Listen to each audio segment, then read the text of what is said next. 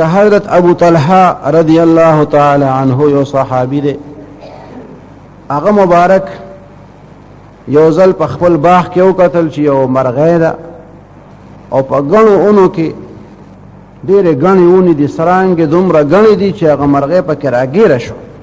هغه د وتو کوشش کوي او پکې رانښتې ده، وتې تی نشي او وزر یې خوځوي. بس دغه منظر چې د وکتو، بیا چې کله په منځه باندې ودرېدلی دی، هغه کیفیت یې بیا له راغی. هغه باغ رایاد شو، هغه مرغۍ د هغې هغه وزر یې خوځول، هغه سرانګو کې د هغې هغه راګیرېدل، هغه نقشه ورته رامخکې شوه.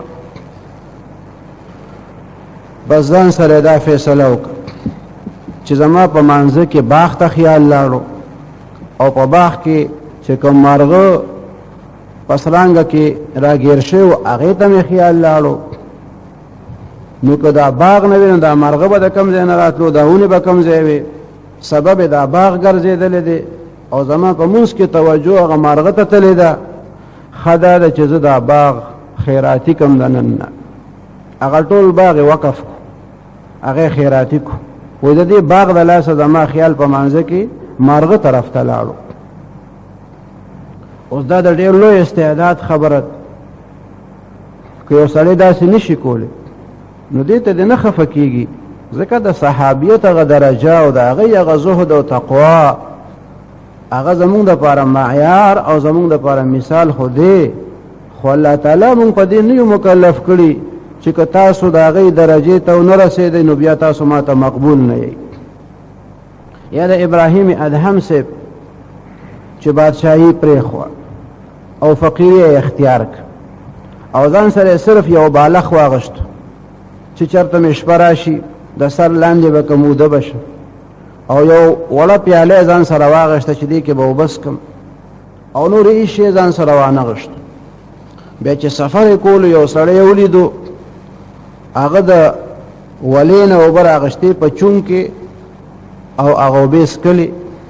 د ده دا خیال رالو چې یاره اوبه خو په چون کې او په لپه کې هم څکلې کېدی شي، نو پیالې ته پکې څه ضرورت دی چې دا ځان سره ګرځوم؟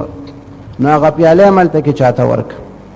بیا چې ولیدل چې یو کس دی خپل لاس یې د سر لاندې کړی دی، اوده دی، د وی د دې لاس نه هم د بالښ کار اخیستی شي، نو بالښ ته څه ضرورت دی چې دا ځان سره ګرځوم؟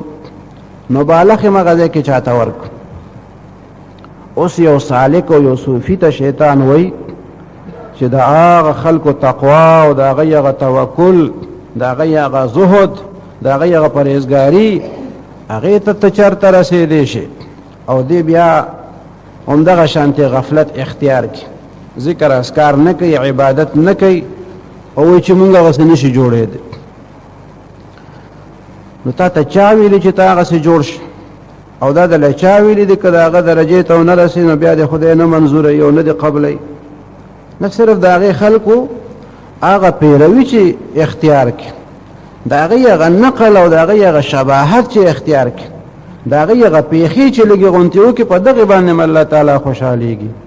تیرے محبوب کی یا رب شباہت لے کے آیا ہوں، حقیقت اس کو تو کر دے میں صورت لے کے آیا ہوں.